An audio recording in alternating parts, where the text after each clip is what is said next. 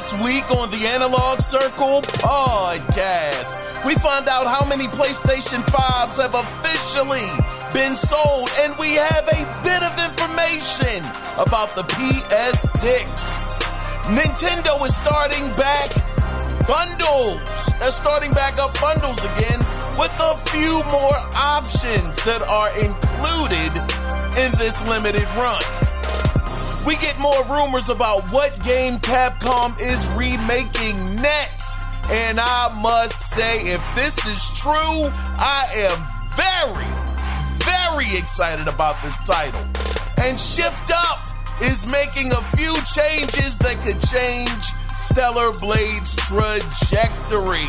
But all of these stories can be found here and many more in episode 285 of the Analog Circle podcast. I am your host, Keon Mitchell, and welcome to the show.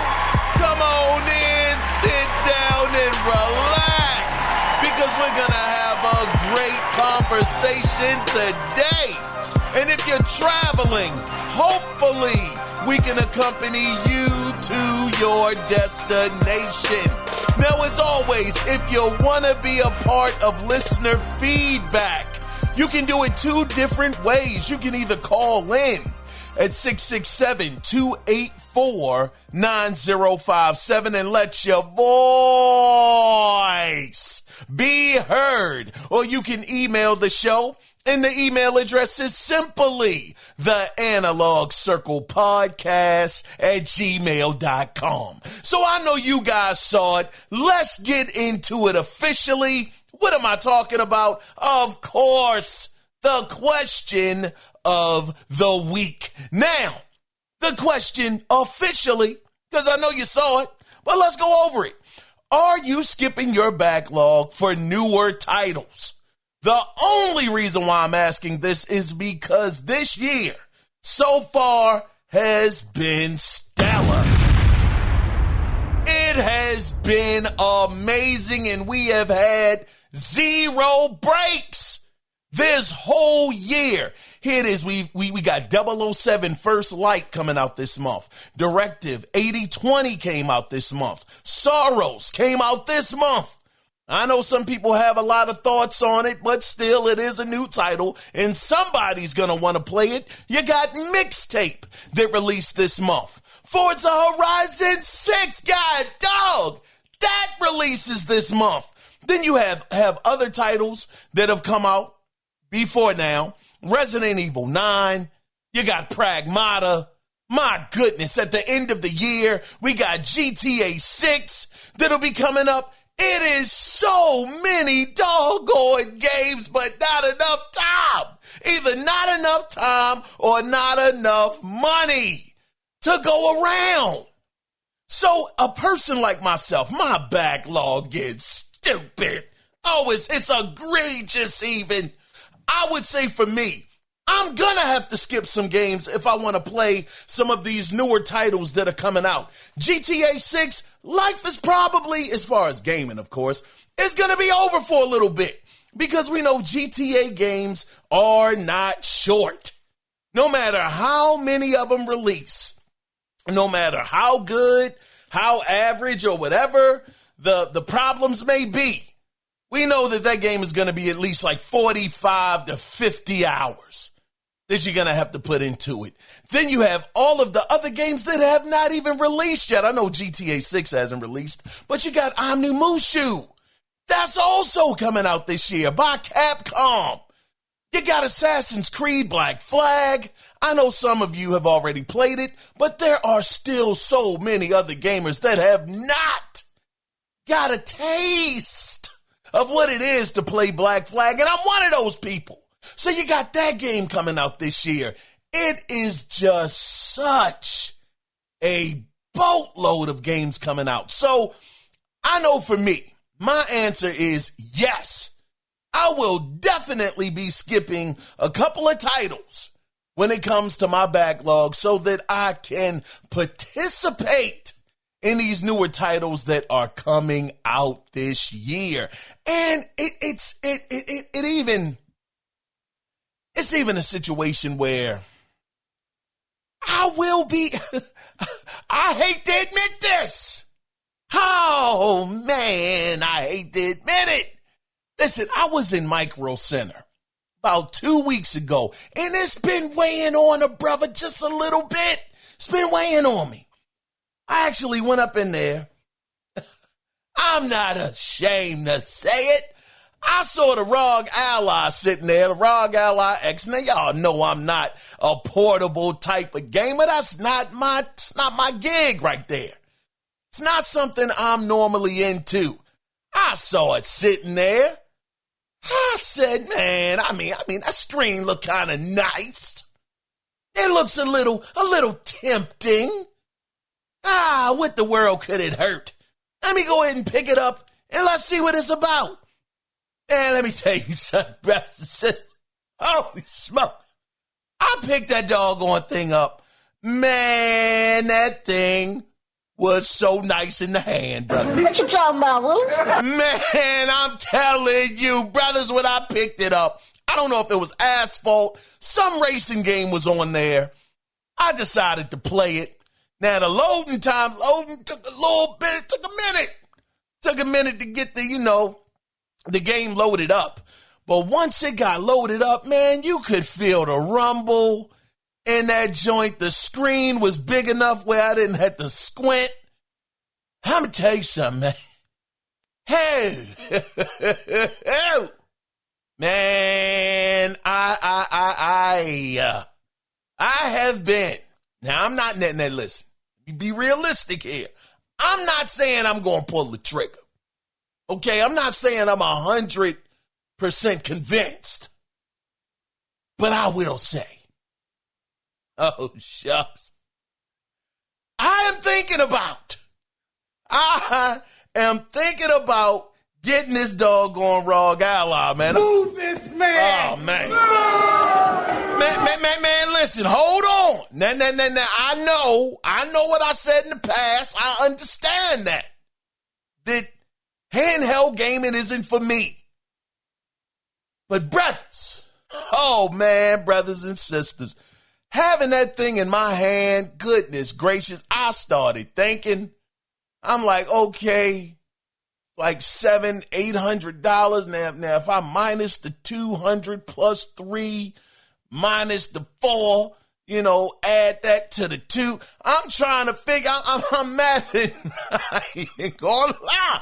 I was mathematically trying to think, how the world could I justify getting this doggone thing? Then I had to come back down to reality and say, man, you're probably only going to play it once or twice, and that's going to be it. But as I sit here and I just think about the backlog of games that are going to continue to pile up. Now, I know I have a PlayStation 5, so you would think that I would be trying to get the portable for the PS5. Now that one, I can't bend on that one. I just can't do it. But that ROG Ally, that thing is going to have a lot of third-party support. A lot of the games I just named are third-party. I'm sitting here thinking about it, man. I mean, you never know. You never know, because that thing is essentially a PC. Oh, man. I don't know. I'm sitting here thinking about it. I'm probably not going to pull the trigger on it, but I will say for what it was, man, that thing, it worked. And I will say, again, those graphics and the frame rate, man, that thing was kind of nice, man. It was kind of nice. It was impressive.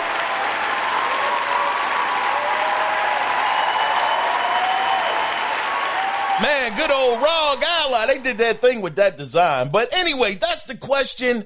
I want to hear from you again. Are you skipping your backlog for newer titles? I'm just curious to know. Now, what I want to do at this point in time, of course, we got some written unwrittens in here. And listen, there's a couple of interesting ones this week that I didn't get a chance to actually write down.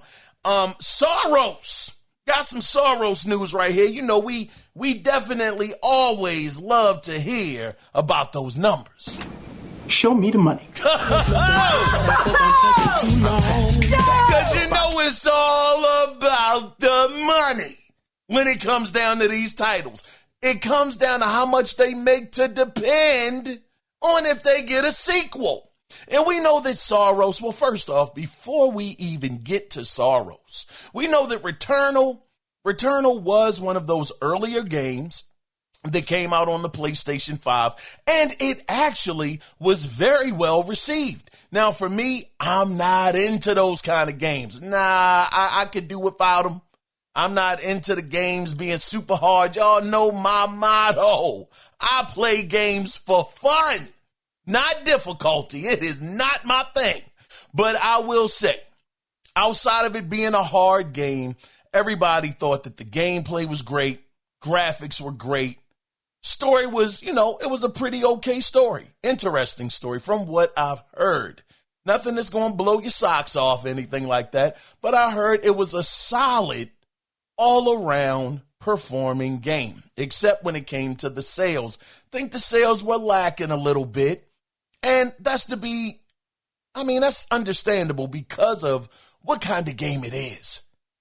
It's a very difficult game. I'm forgetting the name of the genre of that game, but y'all know exactly what it is.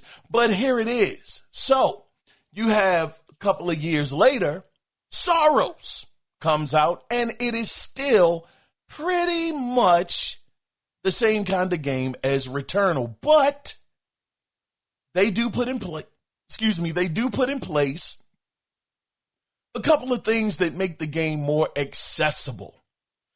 Where they talked about you don't have to start your run all the way over from the beginning, which was huge. A lot of people did not like that. So they've done a few things in this one to make it more accessible to a lot more people. Now, the question obviously is, well, since they did that, then how many copies did Soros sell by them actually lowering the difficulty?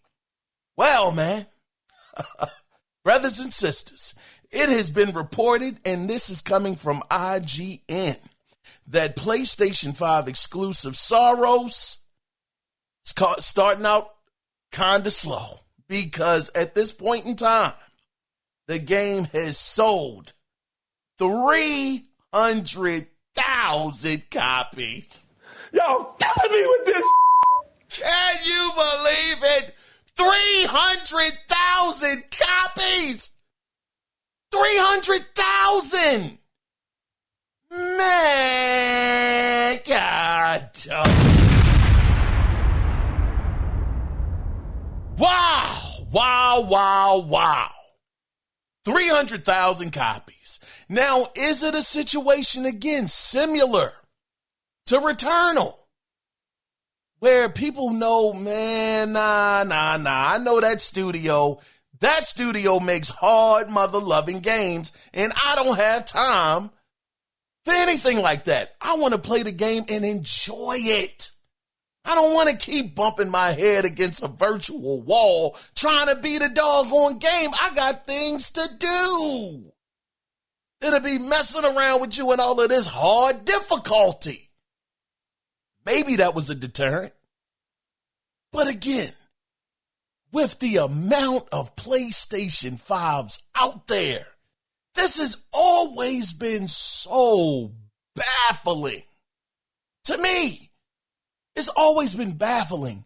We're going to go over the numbers of how many PlayStation 5s are out there right now because of the newer fiscal year report. We do have the official numbers. But it has always been one of those things where I just sit there and I say, I don't know. I don't know why games aren't doing like 2 and 3 million. Easy. It's so interesting. But Soros right now, it ain't looking good, man. It is really, really looking rough.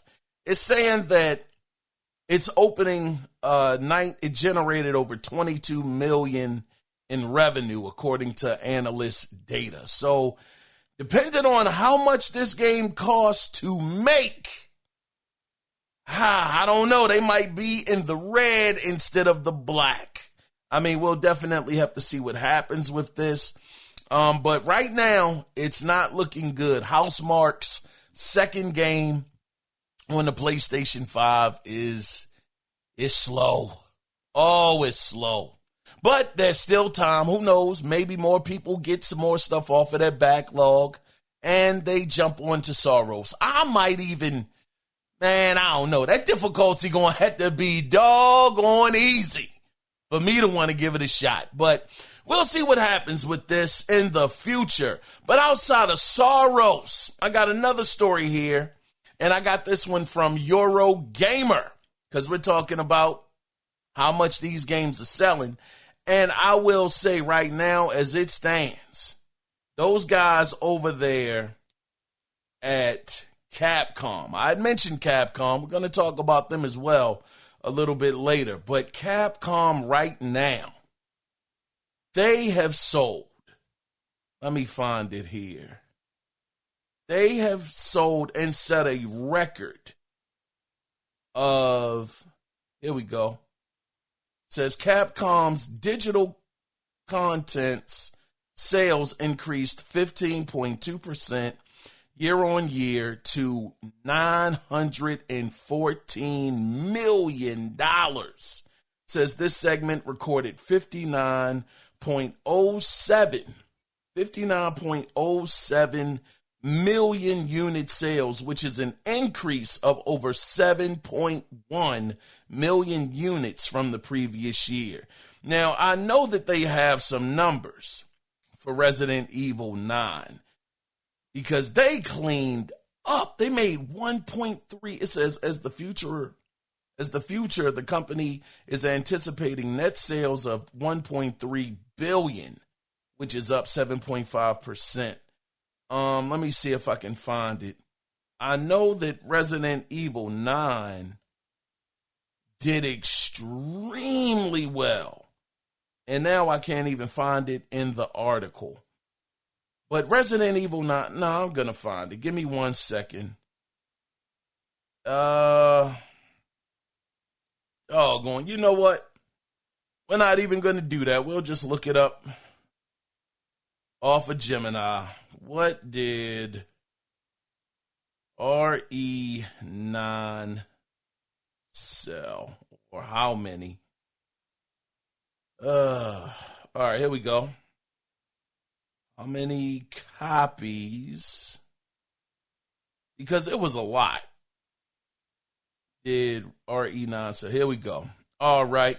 So looking it up right now, we're going to get some real clear numbers. All right, here we go. Let me go ahead and turn up the volume so y'all can hear it. Here it is. These are the As of May numbers. 2026, Resident Evil 9, officially titled Resident Evil Requiem, has sold over 7 million copies worldwide. The game has been a massive hit for Capcom since its release on February 27, 2026. Here's the breakdown of its sales milestones and performance. Sales milestones. Launch window. It sold 5 million copies in just its first 5 days, making it the fastest-selling entry in the entire franchise. Fiscal. God, dog. Shout out to Capcom, man. 7 million copies. And we're still in May. We're still in May, and they sold 5 million in 5 days. This is how I picture most games that are AAA. This is how I picture that most of them should sell. But it is so strange that it doesn't work out that way for so many other games. And they could be very, very good games. And they just don't sell. So here it is, Resident Evil 9. They have sold over 7 million copies worldwide. Man, Capcom has to be one of the. I mean, you guys know I think that Cyberpunk 2077 had one of the greatest comeback ever. But I will say as a company, as a, how would you say, a veteran video game company who has been around since the arcade days, Final Fight Anybody? Street Fighter, the original Street Fighter, Street Fighter 2. Capcom has been one of those for many years. Then they ran into some problems. Couldn't get up out of it, couldn't shake it. And eventually, they just started building, started making things happen. What was it, Street Fighter 5 that came out in, what was it, PlayStation? They had to actually publish it for them. Capcom was in a bad way. These jokers was down. I mean, they were down. And they just kept grinding, and look at them now. 7 million copies of Resident Evil 9 sold thus far. That is crazy.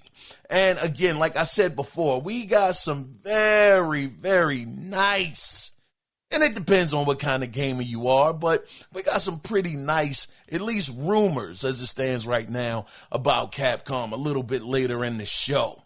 But moving off of Capcom and Soros, they also, I believe it was one more story here. Oh, you know what? Yeah, it's interesting. So PlayStation as it stands right now, and I got this story from Notebook Check, and I'll make it brief. Basically, PlayStation is doing what Xbox was doing a couple of weeks ago, but they're using GTA 6 as the bait. So if anybody that is still on the PlayStation 4, and I don't know how this is even possible, but if they have wish listed GTA 6, PlayStation is, they are actually confronting them, trying to get them to move over to the PlayStation 5, letting them know that, hey, since you're interested in GTA 6, why don't you come on over? Come on over to the PlayStation 5 where you can play it, because you can't play it over here on the PlayStation 4. Come on over. You're going to have a great time, and we'd be happy, absolutely happy to have you. So here it is. PlayStation is out there. They're shooting their shot, just like Microsoft was, where they had certain players that they were approaching and telling them, hey, look. Now, this wasn't for every case, but, every so often a person, I guess, depending on how much they spent on the games and on the store, they were offering up to 50% off on an Xbox Series X to try to get them to come over to current generation. So here it is, PlayStation doing what they should do, trying to convert these people over to a PlayStation 5. Now, is it going to work? See, the interesting thing about GTA 6, and I think that this may have been, or may be, because it hasn't happened yet, but this could possibly be a very, very, this could end up not being as good as many people think it was going to be, including PlayStation for that matter. Because all of us, excuse me, y'all, I think that the consensus was for most of us that when GTA 6 releases, oh my goodness, consoles are gonna be selling left and right, up and down. It's gonna be the Contra code out here. Up, up, down, down, left, right, BA start. Y'all remember that joint if you're in my age range? All of us remember the Konami code. It's the only way I could beat that mother lover. But I am simply saying that everybody thought that was going to be the standard. GTA 6 was going to sell more consoles than any other game this generation. And I'm sure that PlayStation has been banking on that. But as it stands right now, $600 for your console, your cheapest console, $600. I'm going to tell you something. I don't think that GTA 6 is going to move as many units as people think that they are going to be able to. I think that people are putting more on Rockstar than what they're actually capable of doing. Will they sell consoles? Absolutely. But will they sell them to the volume that analysts have been talking about, saying this is going to be historic? And I'm sure it is going to be historic. But at those prices, let me tell you something. I'm going to stand by this. Brothers and sisters, I'm going to stand by my convictions. And I'm going to say that it's not going to sell more PlayStation 5s. It's going to sell more Xbox Series S's. That's what it's going to sell. That's right. Shots fired. Absolutely. Everybody, or I should say the average consumer, I'm going to stick to this. People want to get in at the cheapest price point. Why do you think people are up in an uproar because of Spirit Airlines getting ready to shut down? These jokers on TV, oh my gosh, how am I going to travel? How am I going to get to my destination at a good price? Man, I'm telling you, wherever it is cheaper, most people are going to go. Whole lot of people ain't trying to jump on Delta. Are you crazy? Man, hey, listen, South by Southwest, let me get up in there. Spirit, man, shoot, I'm just trying to get from point A to point B. It's the path of least resistance. Now, what I've been hearing, I don't think it's true, because Strauss-Zelnick has already said that they're going to get the game to run on the Series S. Don't you worry. We'll figure that out. But it's some kind of narrative going around right now. Of course, this is all rumors. Rockstar has not confirmed any of this, but for some reason, people think that it is going to, GTA 6 is going to skip the Xbox Series S. I say, ain't no doggone way. Ain't no way. Now, if that happens, whoo, all bets is off. All bets are off. I highly doubt that that's going to happen. But if, let's just say, just for the sake of this conversation, let's say that does happen. Man, that's going to be a bad day. That's going to be a bad day. It's going to be bad. But I still, even if you couldn't buy a Series S to play GTA 6 on, I'm telling you, people are not going to be going out in droves, paying $600 to $900 on a console. Man, I got bills to pay. I got 150, 45, 10 kids to take care of, and they all need shoes, and they all need trip money. These jokers trips and whatnot, it's getting ready to get warm. Some of these schools, we taking them to parks and whatnot. Man, I got proms to pay for. The world, I'm not getting this PlayStation right now. You know, so it's going to be very, very interesting, this whole situation. PlayStation, again, they're doing what they're supposed to do. They're trying to get people to convert over to the PlayStation 5. We are in year 6. This is the 6th year, and people still holding on to the PlayStation 4. This is bananas. It's almost to the point where, listen, I halfway think that, God dog, by this time, if you haven't jumped over to PS5, you just ain't going to do it. As many games, or even Series S and X, I just don't think you're going to do it. So, again, we'll see what happens. GTA 6 is supposed to be that momentum shifter. I just don't think it's going to make as big of a splash as far as getting people to jump over to this current generation. than most people believe that it's going to do. I think it'll do fine, but it's not going to do gangbusters. I don't think so. I know they were talking about that PlayStation may have some bundles. Now, I will say, if you got a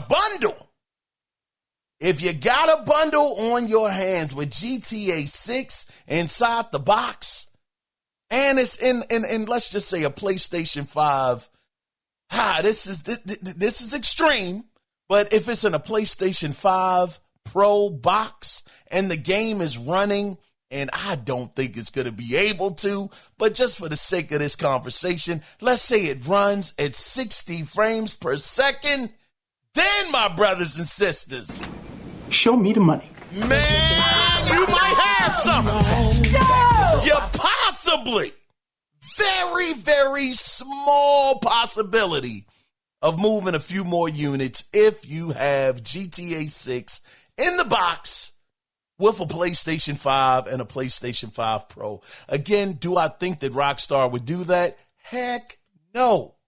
If they did, Sony would have to pay that cost, I'm sure.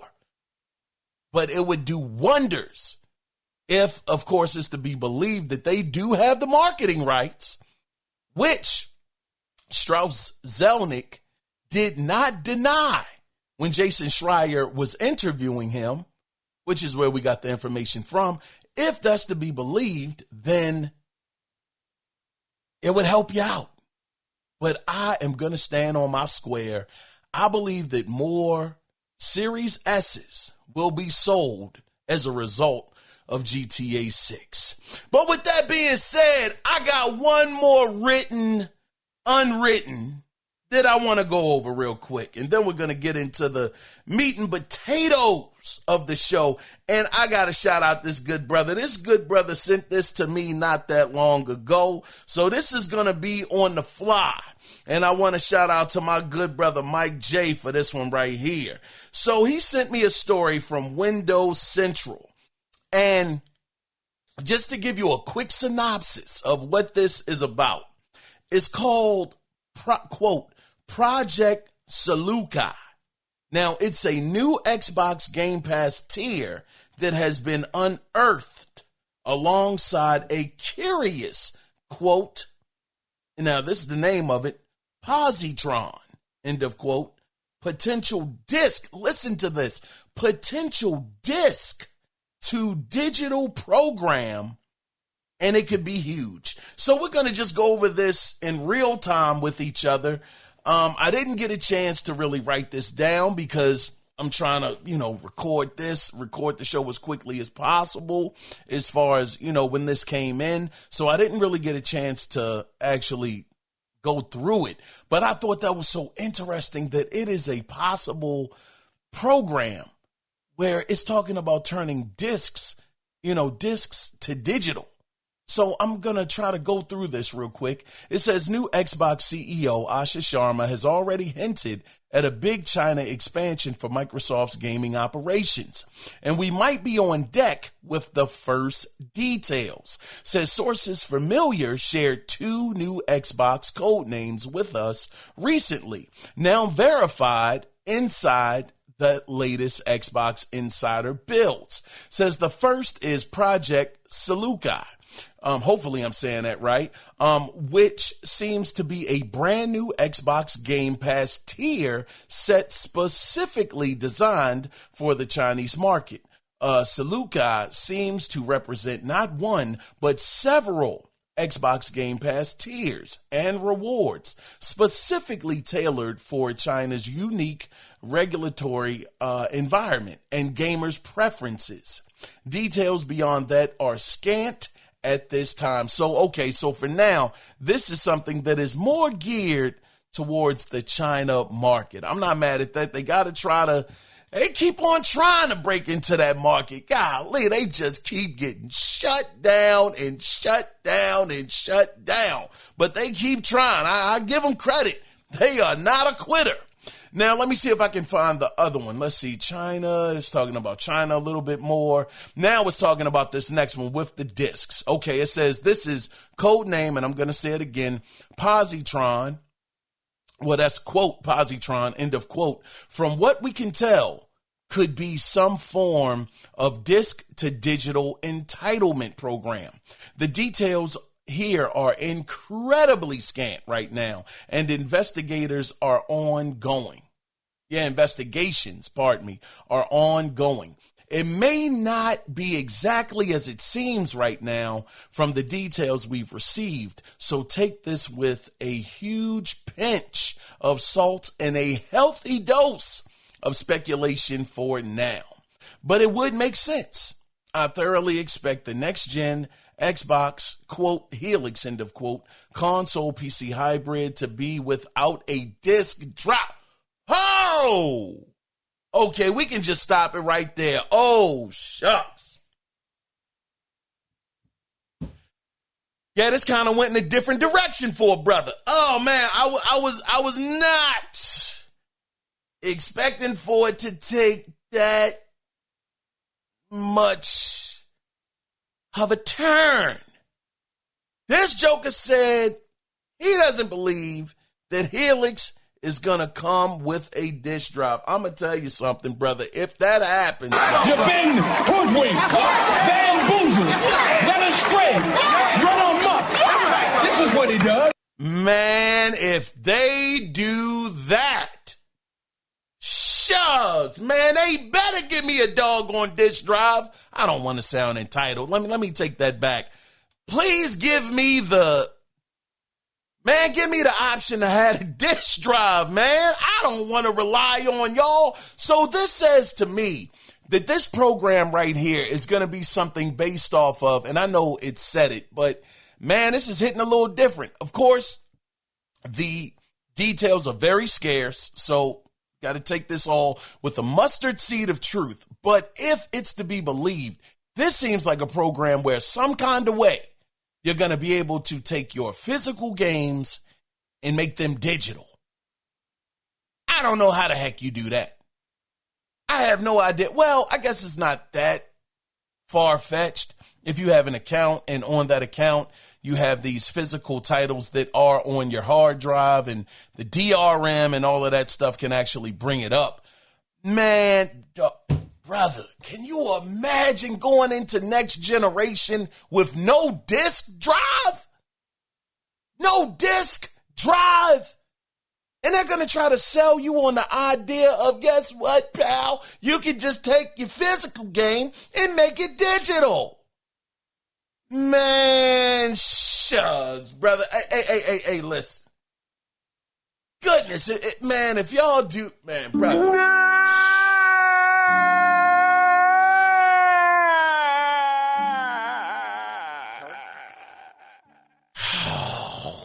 Ain't nobody coming to see you, Otis.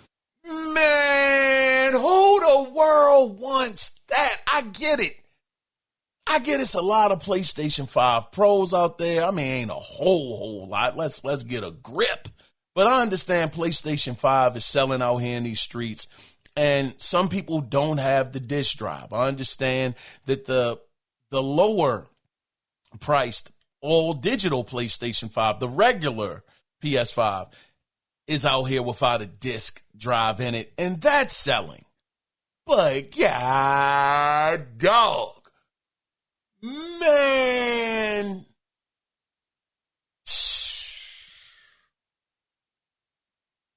this ain't good.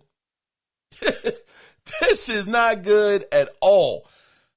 I'm hoping, and shout out, man, matter of fact, God, dog, before we go any further, man, shout out to my brother Mike J for sending me this story. I appreciate you, my brother.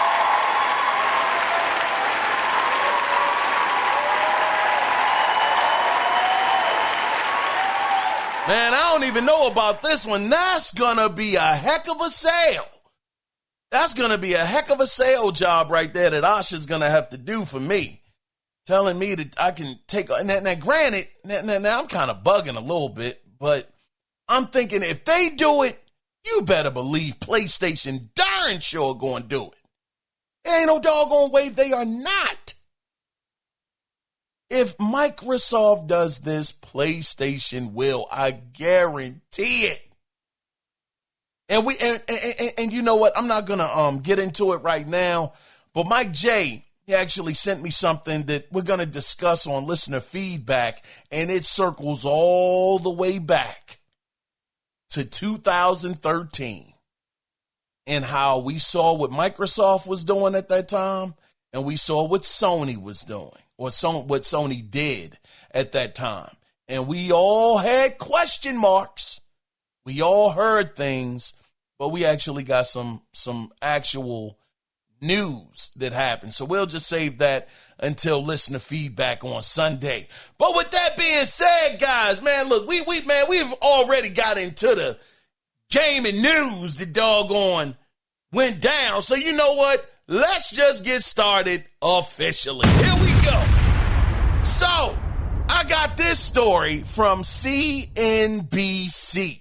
So we knew that this was inevitable. God, dog. But the Nintendo Switch 2 will be going up in price on September 1st by $50. So the new price will be, yeah, you guessed it, $500. Now, Nintendo said the reason for the price increase is, and I quote, in light of changes in market conditions, end of quote.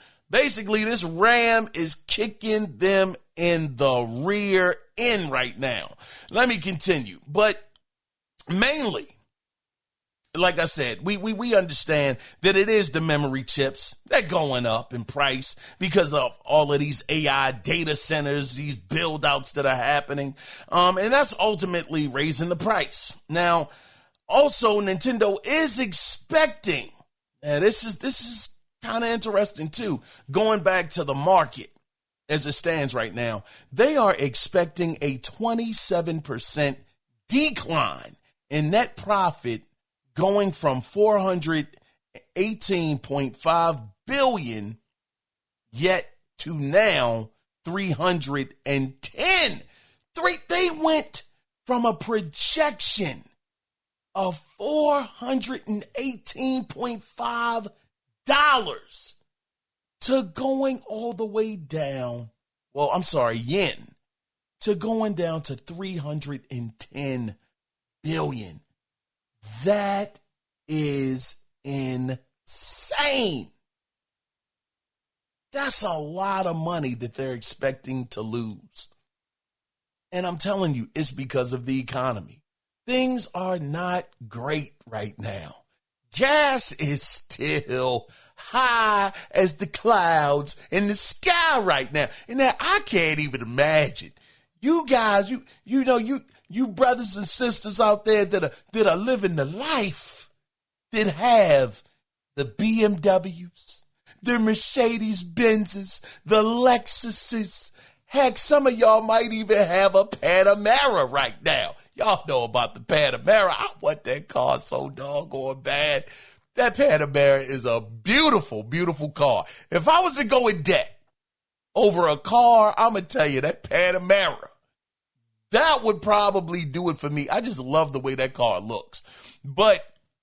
And the way it looks inside. But anyway, those cars, usually, you can't use 87 gas on those jokers. No,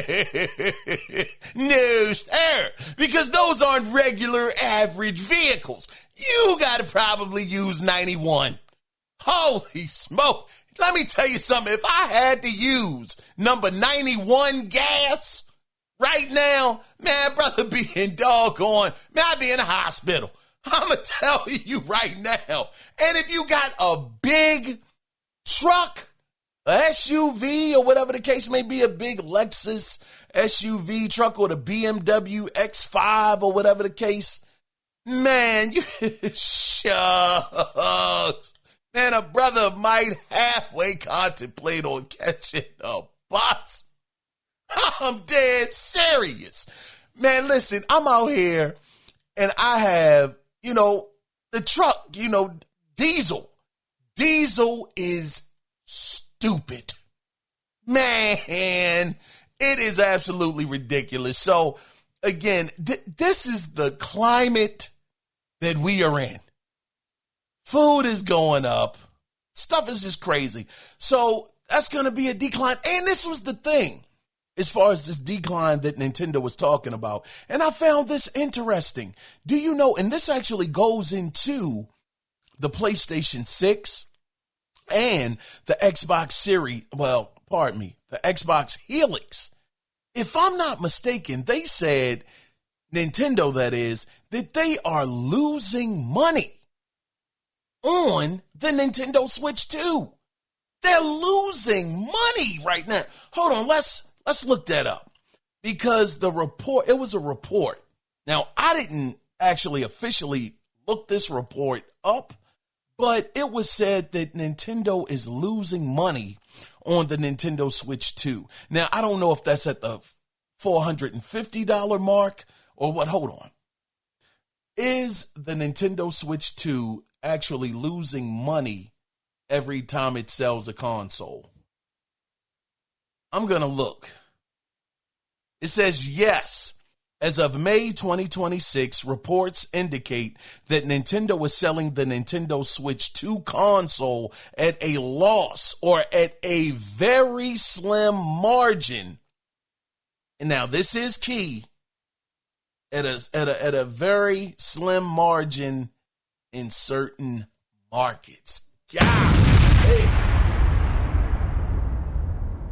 How the world is the Nintendo Switch 2 losing money? This thing isn't even current generation graphics like that. And y'all want me to believe that they're going to release the Helix and the PlayStation 6 in 2027. And as of right now, depending on what region of the world that they're selling in, Nintendo is losing money or making a very small, just marginal profit. Man, ain't no doggone way. It says, hold on. It says, and this is being reported this month, May. It said initial losses and price pressures. Despite selling over 17 million units in its first year, the Switch 2's high manufacturing costs have put immense pressure on profit margins, prompting analysts' estimates of losses per unit sold. Insane. Absolutely crazy. So, okay, unprofitability. I'm just trying to go through this, just trying to mine this out. It says unprofitability. Nintendo confirmed a price increase for the Switch 2 effective September 1st, 2026. We just went over that, raising the U.S. price from $449.99 to $499.99 and similar hikes in Japan. I'm trying to see how much they're actually losing. Well, they're not giving that exact number at all. They're not saying how much they're losing, but just the fact that a not current generation machine from Nintendo or console from them is losing money.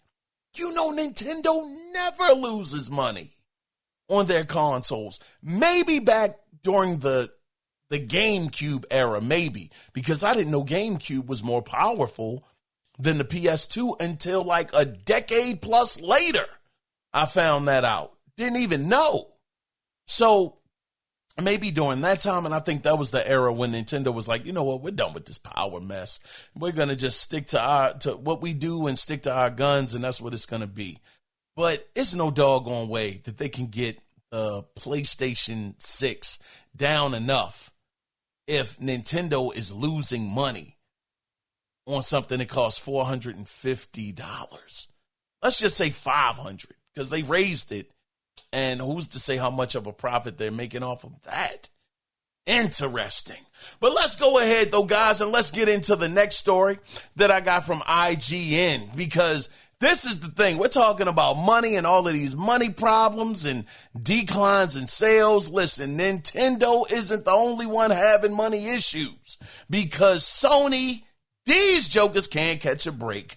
Now, it's being reported that Sony has a $765 million impairment loss due to the underperformance of Marathon developer. Y'all all know them. We know them as doggone Bungie. Y'all killing me with this. $765 million of impairment loss. Now, if you're not aware, though, now this is the thing. If you're not aware of what an impairment loss is, it's a permanent drop in the value of an asset. And it occurs when the current market value of something you own falls below the book value. So basically it means, said thing, whatever it may be, is no longer expected to generate the cash flow or provide the value it originally did. The best example I can think of, and this is just off the cuff. Let's say you had a home, right? You had this dope home. It was in a very, very nice neighborhood, a very well-to-do neighborhood. All of a sudden, you're able to rent it out for, let's say, $3,000. It's crazy, I know, but $3,000. It's in a very, very nice neighborhood. Let's say all of a sudden that said neighborhood starts to change. And that joke is not changing for the better. You're starting to have halfway houses popping up, starting to have more liquor stores coming into the area, starting to have, just this bad element that's slowly creeping in to this once very, very nice area. All of a sudden, you can't ask for premium prices anymore because now the home is not in a premium market. Now you have to adjust for what the neighborhood has unfortunately become over these last couple of years, and you're unable to have that $3,000 rent charge be at that number. Now it's dropping down to about $2,000, maybe even $1,500. So now that's an impairment loss. You have just lost all across the board when it comes to the home and how much you can rent it out for. But I digress. Moving more into this story, because Bungie has to be one of the worst. Man, it got to be one of the worst purchases that Sony has made, because this is the thing. So, man, oh man, just for context, Sony acquired Bungie for $3.6 billion. They spent $3.6 billion on these guys back in early 2022. And since then, it's been crickets. They haven't had any hits. Sony's gaming network services segment of which PlayStation is part of, they suffered the $765 million loss being reported at the financial year ending March 31st, 2026. Now, Sony also lost $204.2 million on the, and this is Bungie again, on the underperformance of Destiny 2 during, Destiny 2 during the second quarter of its fiscal year. Now, you have Marathon, under Bungie again, who had a more than $250 million budget for that game. And just like the previous situation, they did not meet sales expectations with Marathon either. This is absolutely unreal. These jokers over at Sony, man, my guys are getting tore out the frame. God, dog. We ain't got exclusives coming out like that like we used to back in the PS4 era. We've had Soros.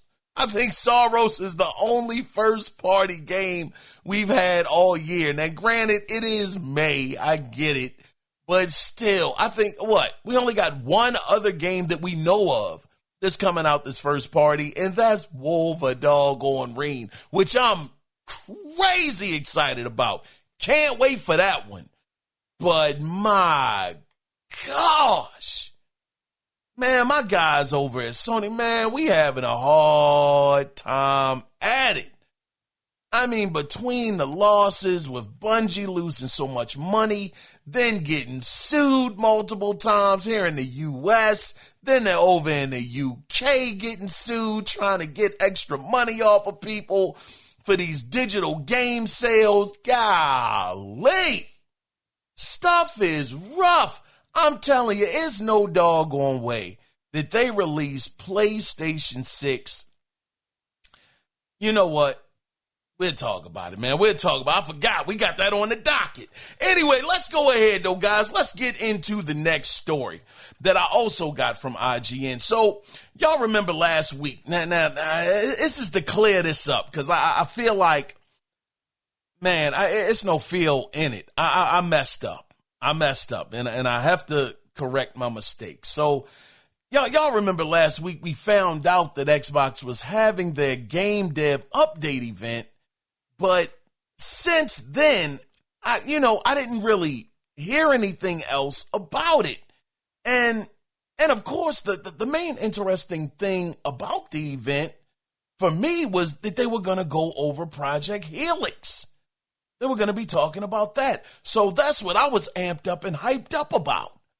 And actually what took place at the event was the actual, and man, I can't believe I didn't think of this, but it was the actual GDC footage of Jason Ronald presenting Project Helix for the first time, officially, to where the public could actually watch it.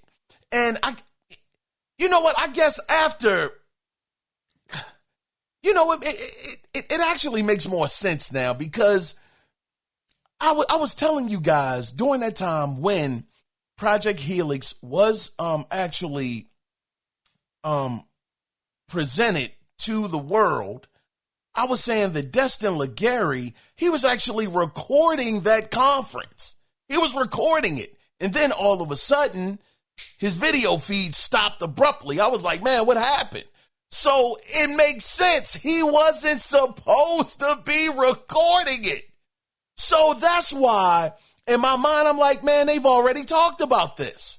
So with the world, I'm expecting something else outside of that. But no, that was for closed behind doors people to see that were inside of the industry. So that's where a bit of the mistake on my part came in. I thought that they were talking about something completely different outside of that first initial reveal of Xbox Helix. So that was on me. I apologize for that. Wasn't trying to hype it up. I truly thought it was going to be some new news that was going to be talked about. But again, for the first time for us, it was revealed officially. So it wasn't a lie. I just made a mistake on my part and thought something else when it wasn't that. But all in all, just as a recap of the event, the event, they talked about DirectX, they talked about State of the Union, machine learning, tools and debugging, advanced shader delivery, marketplace evolution, which I thought that was very interesting, talking about that, the online stores, things of that nature. So definitely check it out if you haven't. I mean, I think it's a good watch. It's about roughly an hour and 25 minutes long. So, kind of get your popcorn, and just, get ready to dial in. It's on YouTube. If you want to check it out, just type in Xbox Game Dev Update Spring 26, so you could actually see it and, officially see what Jason Ronald was talking about behind closed doors at GDC. But of course, not all hope is lost because at that event, Jason Ronald did say they would share more details on Project Helix, quote, later this year, end of quote. So, I mean, who knows, what that event, when they actually talk more about Helix, who knows what that event will look like. And that was where the wires for me got crossed. When he talked about he was going to be talking about this later on this year, I'm thinking, okay, he's going to be leaving off of what he talked about at that GDC conference, and he's going to come back with this game dev update with some new information. But nah. So that's still good news, though. That means that maybe at their show, which I don't know, man. I just don't know. I think reevaluating everything is probably on these guys' mind. Now, I think it is dope that, look, if you do get out there and you start talking about Project Helix, definitely talk about it. Keep the fan base excited. Keep them pumped up because it'll work in your favor. Now it might not release next year, but that's okay. You keep stacking those wins and keep building up that goodwill with the fan base. Oh. Man, listen. That just reminded me of something. I don't know if y'all listen to listener feedback. And I said that Xbox did something that I sat there and I said, I know you mother lovers did not just do this again. Listen, oh man, this was really like, this is gaming at the end of the day, so don't take it like that. But man, it was a moment of gaming PTSD, or I should say Xbox PTSD that kicked in when they had an event for Stranger Than Heaven. Now, if any of y'all saw this event, it looks so dope. That game right there, I am definitely going to buy that game because it looks so well made. And it's by the people that made Judgment, which I became a fan of Judgment because I listen, man, I fell for the banana in the tailpipe. I thought it was the sequel to Sleeping Dogs. It was a video that came up on my feed. And it was like, man, this is the sequel to Sleeping Dogs. And I love Sleeping Dogs so much. I saw the trailer. I was like, Judgment? Oh, my goodness. I'm buying that. You big dummy. I said, man, I am sold. Where do I pick this up? Man, that game was by doggone Ragu got caught. I can't remember their name. It was doggone Sega was behind getting the game out the door. Doggone Sleeping Dogs was Square Enix, I think, back in the day. I said doggone, but it was such a good game, though. So I became a fan of what they do. And when I picked up Fist of the North Star as well, that game was dope, very close to the anime. I didn't finish it, though. But so when I saw this, I was like, man, I love what they got going on. Snoop Dogg is in the game. They got a couple of cameos that they had that are going to be doing some voice acting. And at the end of the show, at the end of this great presentation, do you know what Xbox did? These jokers at the end of the presentation, I said, you finally made it to home base. It's over. And then you know how all of the platforms start popping up at the end. What the heck did I see? A doggone PlayStation 5 doggone logo at the bottom of the screen. Y'all killing me with this. I said, come on, Xbox. No, we doing this again. Sharma, what happened? What happened? I thought that we were doing away with this. I don't want to hear that it's a third-party game. I want to hear it. Doggone it, this was on Xbox's YouTube channel. And you showing PlayStation logos, and you crazy?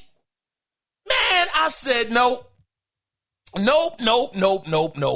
Nah, I don't think it's going to change. All hope. At that moment in time, all hope was doggone lost. I said, nah, they are going to be who they are no matter doggone what, man.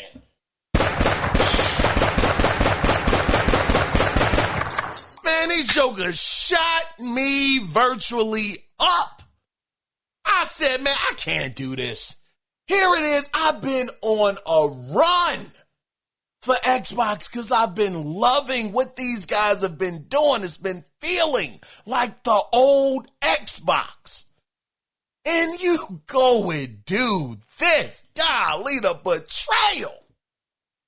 The doggone betrayal, because if you did it with this game, that means you'll do it with another game and another game and another game. Next thing you know, hey, guys, at our E3 season showcase, Gears of War, you know, guys, is coming over the PlayStation 5 day and date. Man, please. Golly, man, that one set me back like a whole 5 years as far as Xbox's reputation. That one thing set my whole mindset all the way back to start. Doggone near. I said, nah. Nah, you might have to hop off. You might have to go ahead and hop off this doggone train because you about to get hurt. Yeah. I got to get up out of here. I got to go. So I don't know what's going to happen next. I'm hoping that Xbox can get it together. I'm hoping so doggone much. But that one right there, that was too far. That was way too far for me to be able to overlook that. I said, oh no. Golly, let me ask y'all, do y'all think, y'all that saw that show, do you really feel like something is going to change at Xbox? Because that's out of the old playbook. That's out of Phil Spencer and Sarah Bond's playbook, verbatim. Showing a third-party game that you are hosting on your YouTube channel. And you give an alley-oop to the doggone rival platform. That just will never not be wild to me. My goodness, I don't know. Xbox, you set me back, god dog it. You got to build that one back up for me because, man, that one cut me deep when I saw that. My gosh. But let's go ahead, though, guys, and let's move on in. Woosah. Let me calm down. All right, we're back. All right, let's get into the next story that I got from IGN. Man, IGN was real busy this week. So in Resident Evil news, Capcom just launched a roguelike minigame for RE9 Requiem called, and I quote, Leon Must Die Forever. God dog, man. The hate for this guy. Gee whiz, Leon Must Die Forever. Now, it will feature a set of levels with familiar enemies and environments with random weapons and special abilities. Now, again, we went over this maybe about 2 weeks ago, but just as a reminder, in order to get access to this content, you have to beat the campaign first. So just make sure that you do that, beat it, and then you'll be able to get access to this. Also, even though it is a roguelike, golly, why did that come so natural? I was trying to think of that for Soros. It's a roguelike, Returnal, roguelike. I don't like those joints. Those are not my kind of games. But even though this mode is a roguelike, and of course, death is permanent, it will be multiple difficulty levels to choose from to make it more accessible to players. So I'm all for that. As long as you give me the access, I can bump that joker down to the easier difficulty. Oh, you got me. And I'm going to tell you, this seems to be something that Capcom is really leaning into. I saw something a couple of weeks ago, maybe about 2 weeks ago, with the little girl from Pragmata, where she actually had a sign. I'm not going to remember exactly what it said verbatim, but it said something to the extent of play games for less stress and more fun. Something like that. I said, you know what, Capcom, Now you play, man, listen, you playing with power because you are speaking my doggone language. And I will say, when I played the demo of Pragmata, I found it very interesting that they even let you put in your age for, how old you are when you're playing the game. I think to really adjust the difficulty to probably your reflexes and, how well you're able to see, things of that nature. I absolutely love that. I love the fact that, look, if you want the game to be hard, if you want to keep bumping your head up against the virtual wall over and over and over again, and you get a hit of dopamine, once you actually beat that hard level, then you got it. You put it on a certain difficulty you want, and you have at it. But then you have me, the guy that just wants to have fun. Oh, man, party all the time. That's me. I just want to show up and have a good doggone time. Stress-free. Enjoy my time. Enjoy the story. Feel like I'm an amazing gamer. That's right. Lie to me, doggone it. I will take it. Make me feel like I have an amazing skill set inside of a game. Absolutely. I'm going to take it. Because we are there. We are gaming to get out of reality for a while. Let's unplug and have a good time. Let me live out a action movie doggone scenario. Let me be the action star hero. That's what I love, man. Make me feel like, my goodness, my skill set is immense. That's what I love. And that's what I want. And Capcom, I'm going to tell you something. Y'all keep this up because I, for one, salute your efforts. Thank you so much. Thank y'all.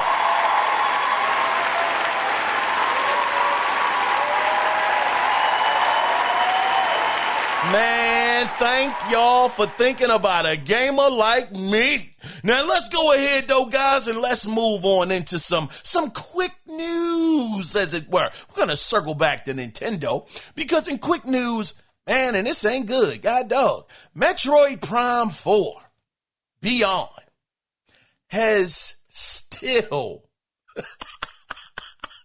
don't get it, that game has still not sold, and this is on the Switch too, has not sold 1 million copies. My gosh.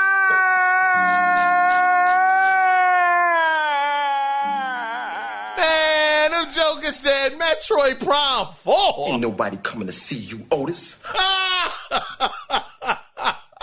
Oh, come on. It's so insane to me.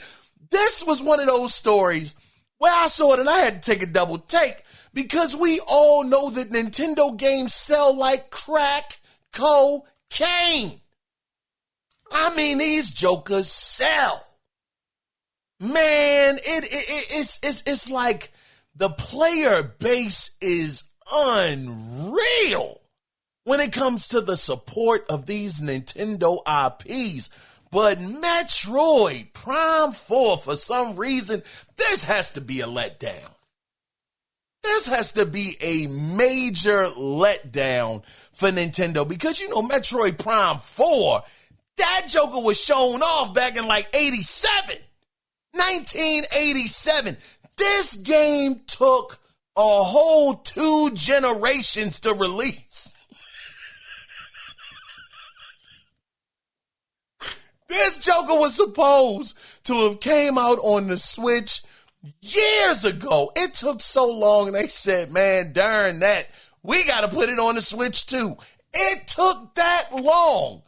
And here it is. The game finally releases and you still haven't broke 1 million copies. God dog.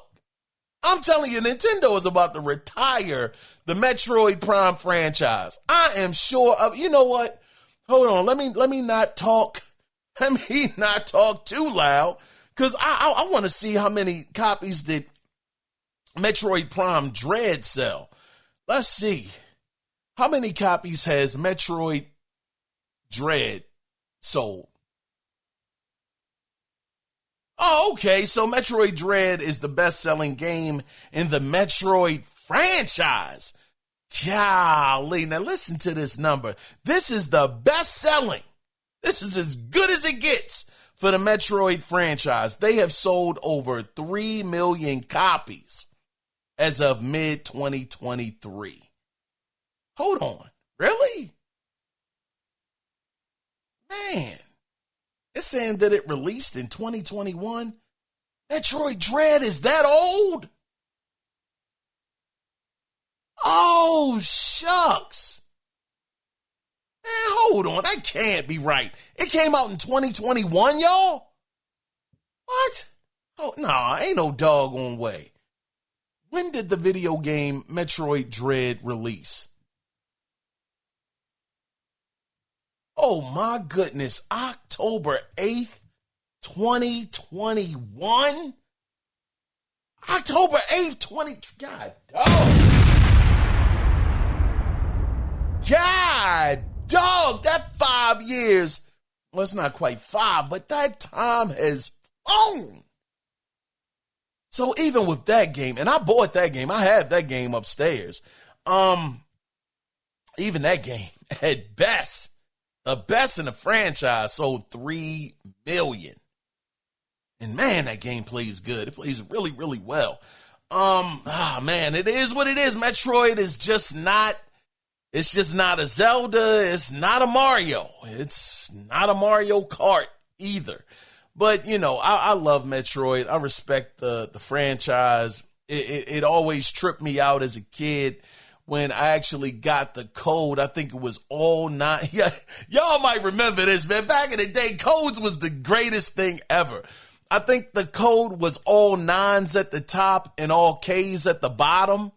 And when you put in that code, you actually would have Samus be outside of her suit. And she was a woman. And I remember, oh man, I'm laughing because I'm flashing right back there to that situation. I remember as a kid, because I don't know, I guess all of us maybe at that point in time, at least some of us, thought that Samus was a guy.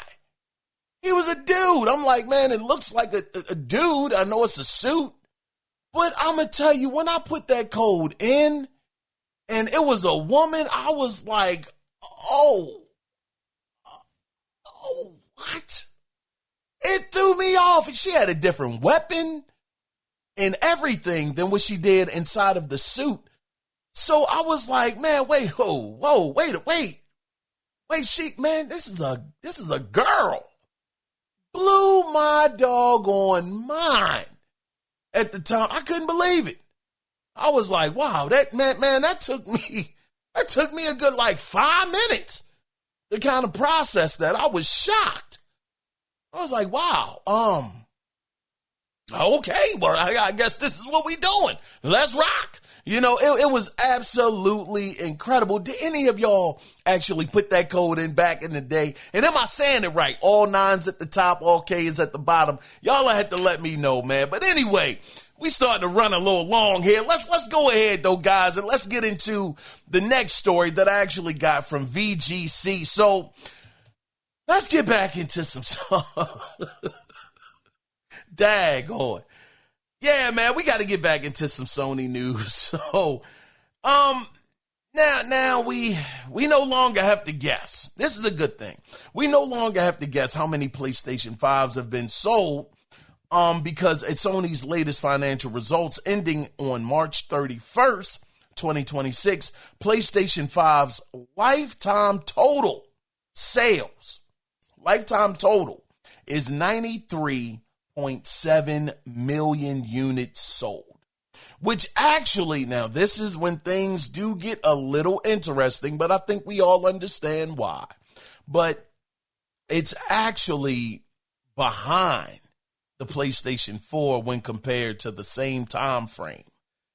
Yeah, so Hiroki Totoki also, with that being said, Hiroki Totoki also kind of shift gears, and he talked about the PlayStation 6 by saying, and this goes back to what I've been saying this whole show, and I quote, "We have not yet decided on at what timing we will launch the new console or at what price. So we would like to really observe and follow the situation, looking at the current circumstances. The memory price is also expected to be very high fiscal year 2027 because there will still be a shortage of supply. So under that assumption, we must think carefully what we will do." End of quote. So hearing it from the man himself, Mr. Hiroki Totoki, Hiroki, the money man Totoki, because, you know, he runs the money. He's looking at the numbers. He's saying, listen, man, this RAM, this memory prices are still going to be very high in 2027. And because of that, we got to sit back. We got to observe and follow what the market is doing. Follow this situation. See what happens. We got to think carefully what we're going to do. What is our next move going to be? I'm telling you, I believe that Sony is not. Their next move is going to be, we're going to keep with this PlayStation 5 for a little bit longer because these prices are out of control for the RAM, the memory, all of this stuff is so inflated.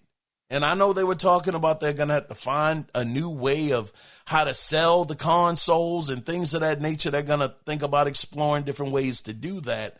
I'm telling you, if you can't get that thing down, and I'm telling you, you would be pushing it at $550 to $600. You're pushing it.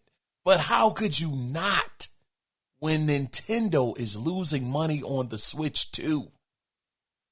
How could you not have to push the price up higher in order just to possibly, remember, Nintendo said that in some cases they're losing money and in others they're barely breaking even, making just a little bit of profit depending on the region of the world that they're selling the Switch 2 in. So if we're talking about all of this fly ray tracing 4K running at 120 frames per second, high resolution, high fidelity, all of these bells and whistles that we all want, that's gonna come at a premium price. Premium. And are any of us willing to pay the premium price? Of course, there are going to be some people out there that will pay the price. It'll be $1,000. They're going to pay it. I'm going to tell you right now, it won't be me. It will not be me. I'm going to be on the sideline cheering y'all on, saying, doggone, go Speed Racer, go, because I can't jump in the ring with that. I cannot. Will I complain? Absolutely not. No, not at all. I'm not going to say you need to drop your price or anything like that because, look, the price is the price. Now, will I say it would be, maybe I would. I might say it would probably be a good idea if they could drop the price, but it's no need in crying over it. I mean, that's why I stay away from Lamborghini dealerships. I only saw the Panamera because I was actually with somebody that was buying a Porsche. It wasn't for me. I wasn't like I was window shopping. Oh, I'm going to go into the Porsche dealership.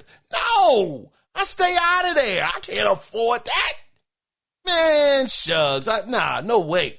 I will say, though, just side note, just a sidebar.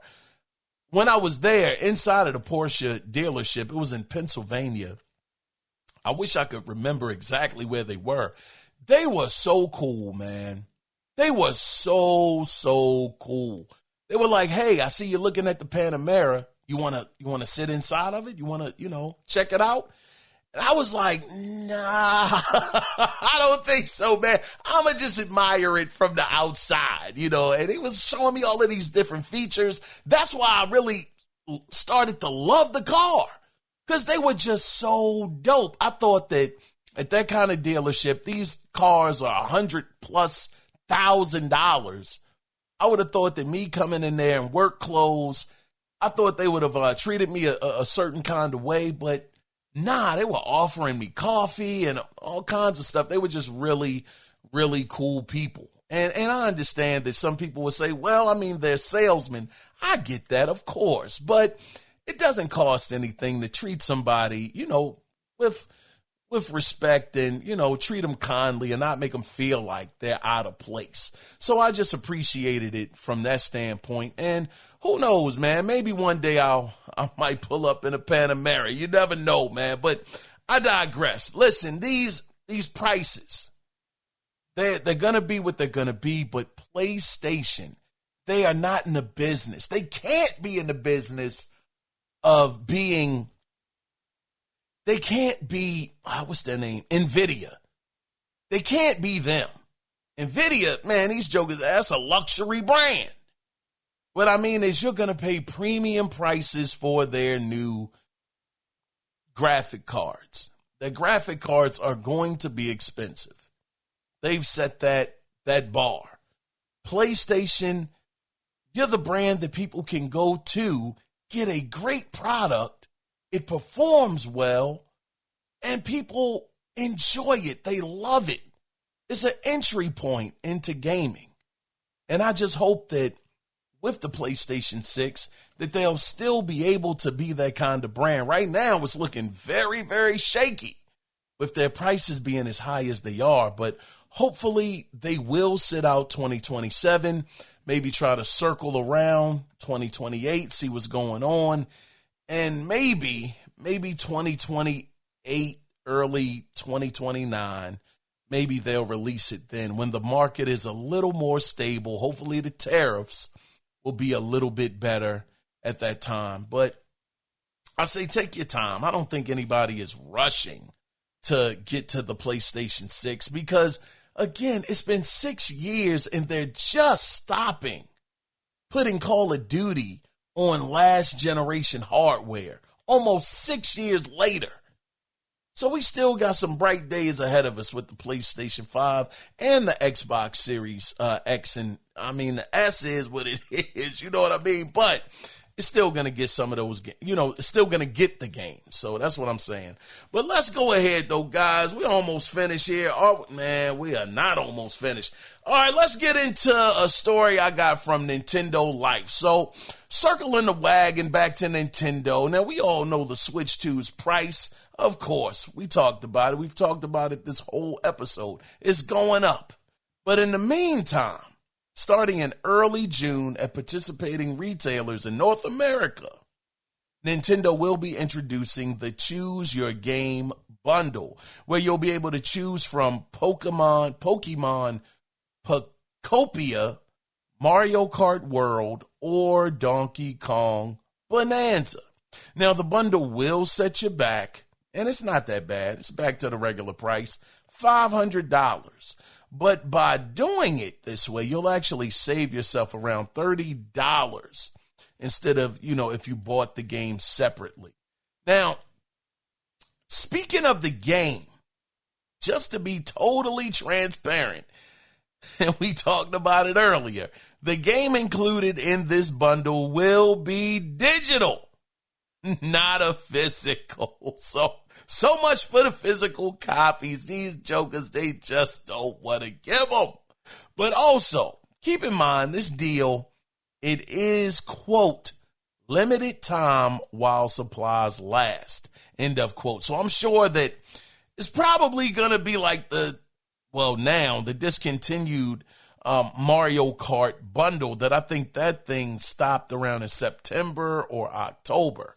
It came to not an abrupt stop, because Nintendo was very fair. They said it was going to be for a limited time, and when that limited time was up, it was up. So I guess they're doing this maybe to celebrate their 1-year anniversary. I think this is dope, being able to choose from Pokemon, Donkey Kong, or yet again, Mario Kart World.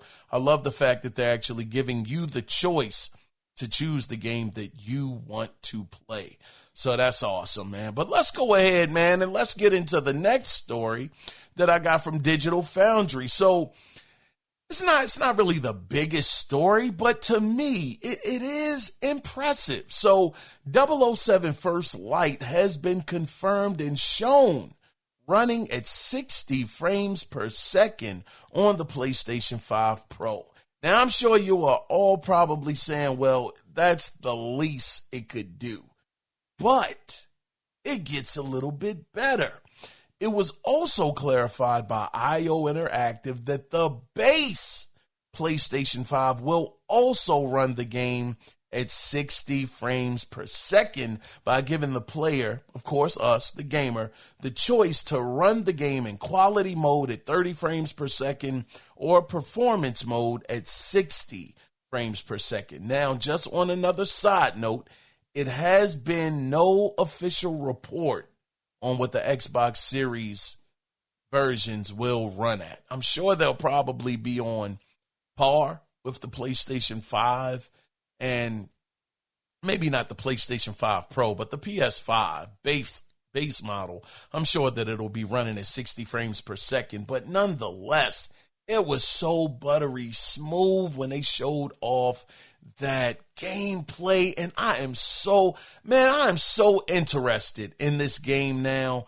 But my goodness, what a feat. A game that looks this graphically impressive, running at 60 frames per second on the base PlayStation 5 model. Wow. I love it, man. I love to see it.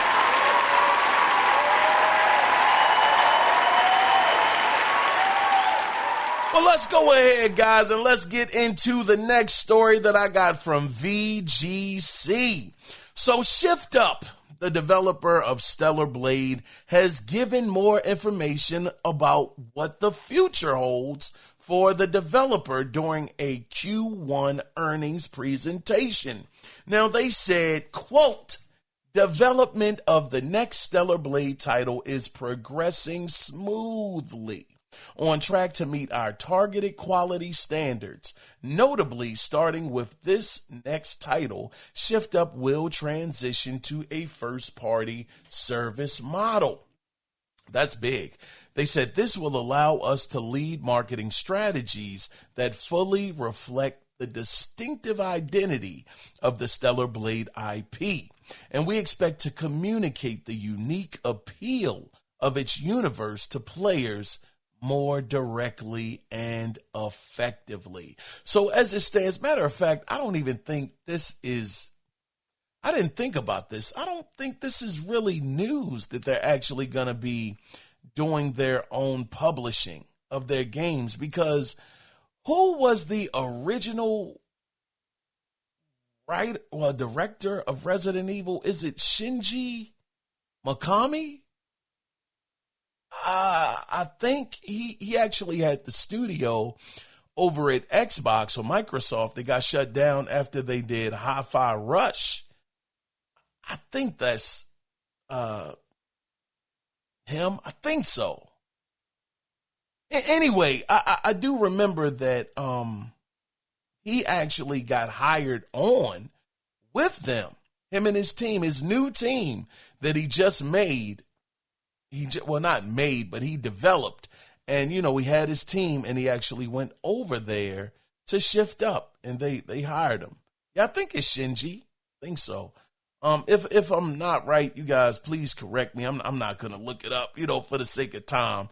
But also, with that being said, though, now, Sony will not have exclusivity, looks like, to the sequel of Stellar Blade 2 because Shift Up will be the publisher, which is great. And this is the thing, as far as the original Stellar Blade goes, it may be coming to more platforms because in that same Q&A discussion, they mentioned that they are, quote, actively exploring further platform expansion, end of quote.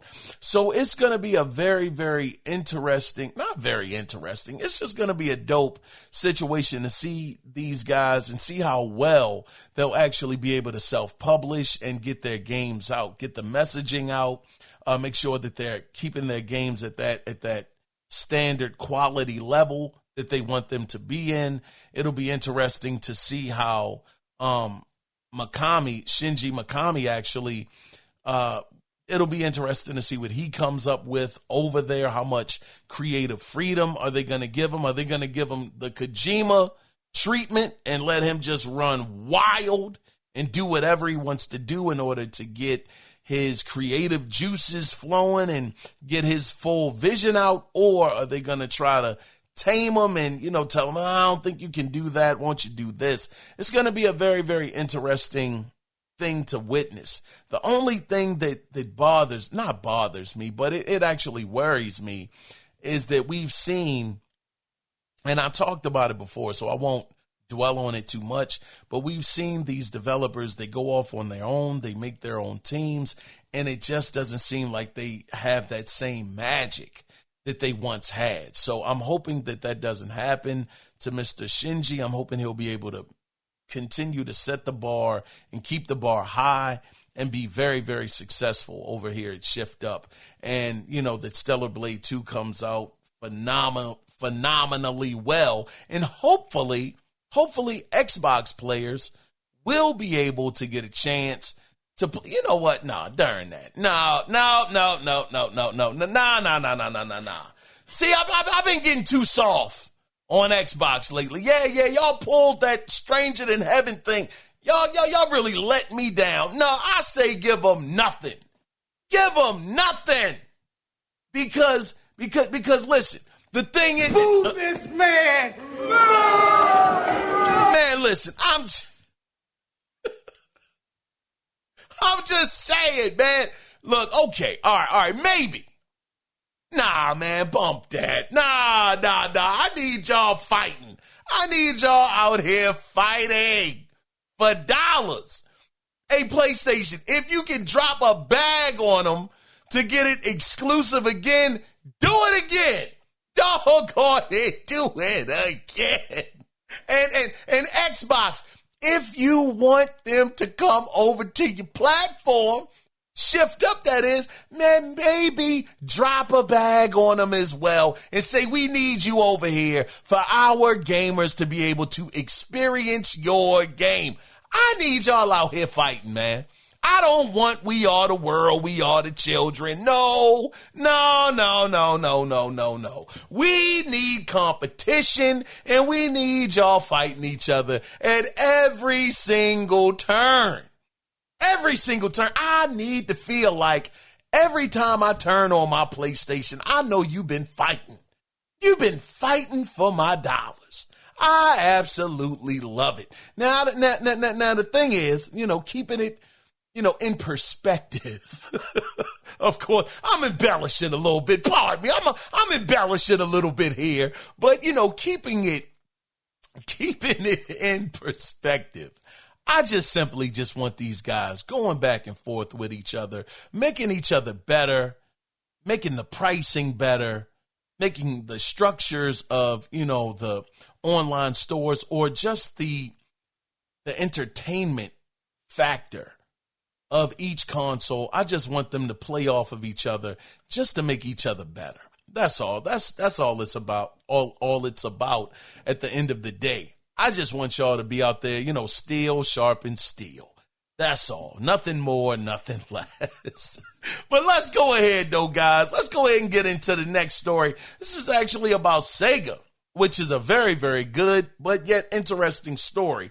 Now, I got this from Push Square. So, Sega has decided to cancel its live service super game project and have lowered the priority of having gas or games as a service inside of their future portfolio. Instead, they decided to take the 100 employees, and I love that they did this. They took those 100 employees off of that project and moved them over to, quote, full game development teams focusing on the mainstay IPs, end of quote. Wonderful move. Wonderful.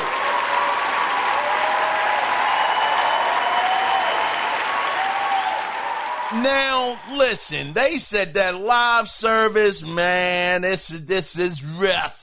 You know what we're going to do? Let's take y'all that was working over there on those gas games, on that gas situation. Let's put y'all on the games that really matter, the mainstay IPs. Now, speaking of IPs, the good news is that Jet Set Radio, Crazy Taxi, Streets of Rage, and Golden Axe reboots are all still being worked on, which is phenomenal. Now, just to give a little more context around Sega's live service initiative, they spoke about making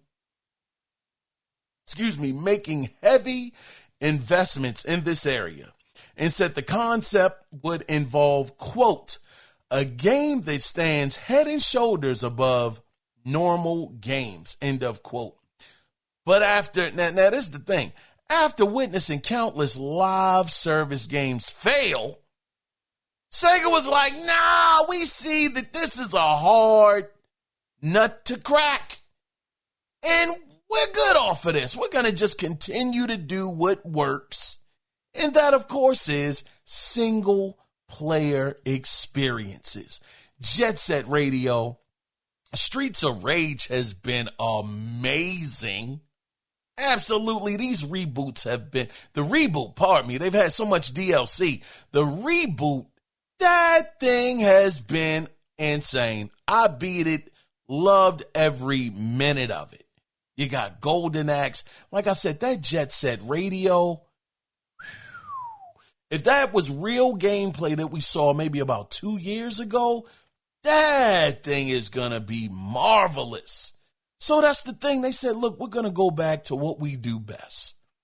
Let's go back to the roots. Let's get these 100 employees off of that because this is a hard market to compete in. And let's just go back home and let's do what the fans expect of us. And I'm excited about that. And my thing is, I am truly hoping that PlayStation, you pay attention to Sega. And you just go back to what you do. Go back to what you do best. You can't be great at everything. We know you as the single player amazing. Single player experience place to be. That's what you do. I understand you want to get out there, you want to experiment and try to, make a couple of things here and there because you want the revenue. I get it. I understand that. But my gosh, man, y'all just aren't good at it. Y'all are not good at it. And I know sometimes, man, you just got to work on it. You just got to be more committed and just keep on trying. Listen, no matter how hard Michael Jordan tried to play baseball, no matter how many times he was swinging at the ball, no matter how many times he was out in the outfield or playing the bases, whatever Mike was doing back then, that brother was never going to be good at baseball. He would never even remotely come close to his talents in baseball versus how amazing he was on the basketball court. Nobody is good at every doggone thing. Man, we was so happy to see Jordan hang up his doggone cleats. Man, that brother, whoo, that was a hard watch. I said, man, this ain't the Jordan I know. My gosh, this brother is on struggle. My goodness. I couldn't wait to see that brother come back to Chicago in his Jordans and get out there and light up the scoring board. And Jordan is a GOAT. In my mind, the greatest to ever do it. Absolutely phenomenal. But that talent from basketball to baseball, it did not transition at all. So Sony, go back to what you're good at. Go back to making single-player games, man. That's all. Look, man, you got your track record is bad. It's just bad.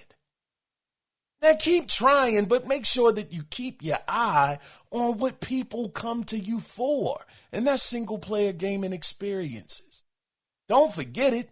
Listen, man, Jim Ryan, man, wowee.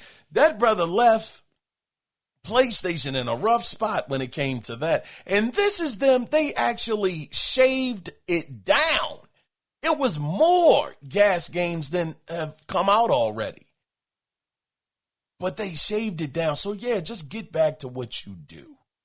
As far as Sega goes, I'm glad to hear that they saw this. They noticed that, we're not going to be able to compete. It's a hard market. It's tough. A lot of stiff competition, a lot of franchises that are just grandfathered in. I can't even talk. Grandfathered in right now. You got Call of Duty, Fortnite. I don't need to go through the list. Y'all know what it is. So, yeah, I love that they're just going to keep it true to themselves and go back to what works. And Shinobi. Did any of y'all play Shinobi? Vengeance? Art of Vengeance? Man, and I know I've talked about it already, but that game, man, golly, and I played like 3 stages of it. 2, maybe 2, no more than 3. But what I played, my goodness, phenomenal, man. Absolutely phenomenal.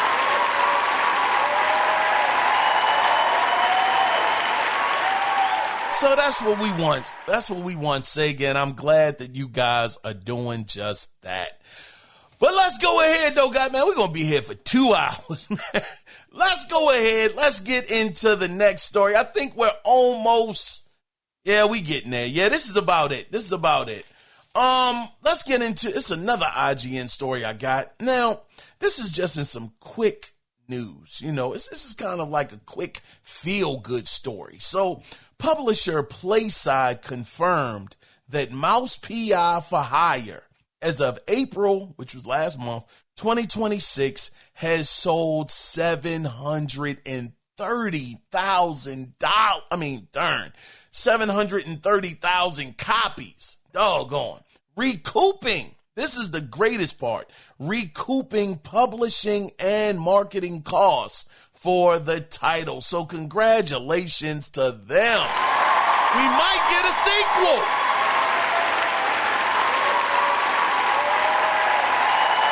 It's very, very possible that they did that in that short of a period of time. We possibly could get a sequel because at $30 that it was selling 730,000 copies, they made $21,900,000. So that is absolutely phenomenal, especially for a smaller title game.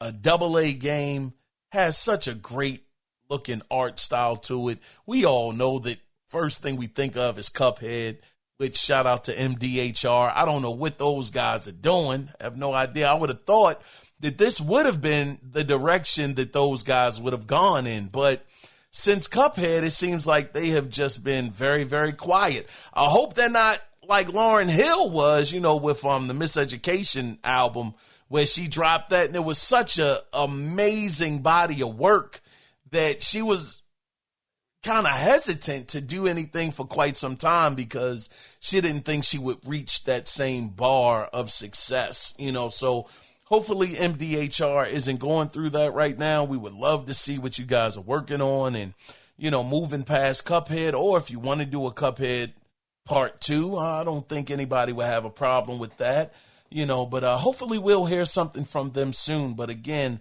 shout out to Playside for actually making back their money off of Mouse PI, taking a chance on them and making almost $22 million. It's fantastic. But let's get into the finally, story of the week. Let's get into what I like to call, and we all know as, a little bit of rumors. Look at all these rumors surrounding me every day. So yeah, Devil May Cry. That's the rumor right now. So according to trusted Capcom leaker, now this guy does have a pretty good track record. I saw his name. I was like, this might be legit. Dusk Golem. Yeah, this brother has been on a tear. He's the one that is reporting this. He's saying that a Devil May Cry 1 remake is in active development. Also, it's being reported that, this is on a side note, just wanted to quickly add this in there because we got to get ready to get out of here. But it's also being reported that Ada Wong from Dusk Golem will be making an appearance in a Resident Evil 9 DLC. So let's break this down very, very quickly. Devil May Cry 1 remake. Why am I so excited about this? If this actually is true, it's because I never played DMC 1. I never did. I would not be being completely truthful with you guys. I played a demo of DMC. Never played the full game. And what I played, it was awesome because the thing that stood out to me at that time was the gun juggle. I used to just call it gun juggling, where you would get the enemy up in the air and you would just keep on shooting them and he would just juggle. He would just be in the air the whole time. I thought that was so amazing back then on, what was that, the PS2, I believe. I thought it was just so dope. So yeah, I played the demo, never picked up the game. I don't think I had the money for it back then. I was, in my 20s, I guess, back then. Brother didn't have it like that in his early 20s. So I think that, I just played the demo, thought it was dope. Wouldn't have mind picking it up. But, just like this year, so many games were coming out, and I'm trying to get this game or that game, and it just fell in between the cracks. But also just putting a little bit more context behind DMC as a whole, the only other DMC game I played, and it wasn't even by Capcom at that time, it was literally DMC by Ninja Theory. I played that and I thought, man, this joint is dope. I really liked this game. Some people didn't. Some people didn't think it was DMC. I get that. But it worked for me. It worked for me so much that I actually went out and bought DMC 4. Bought that, played it, and that was just, man, DMC 4 was a completely different level. Totally different level. I said, my gosh. When he had the motorcycles, clenched them things to get me. Come on, man. It was so dope. I was entrenched. I was engulfed in that game. I thought that game was so amazing. So to actually get the opportunity to be able to go back to the beginning, and we know Capcom's track record when it comes to these remakes. Oh, man, these guys are the best in the business when it comes to that. So I know that this is going to be incredible if it actually ends up being true. Will it end up being true? As always, only time will tell. Well, brothers and sisters, that is the end of the gaming news this week. And as always, I want to thank all of you guys for hanging out and being here with me, because you could have been anywhere else, but you decided to stick with your guys. So I truly, truly appreciate y'all. Thank y'all so much.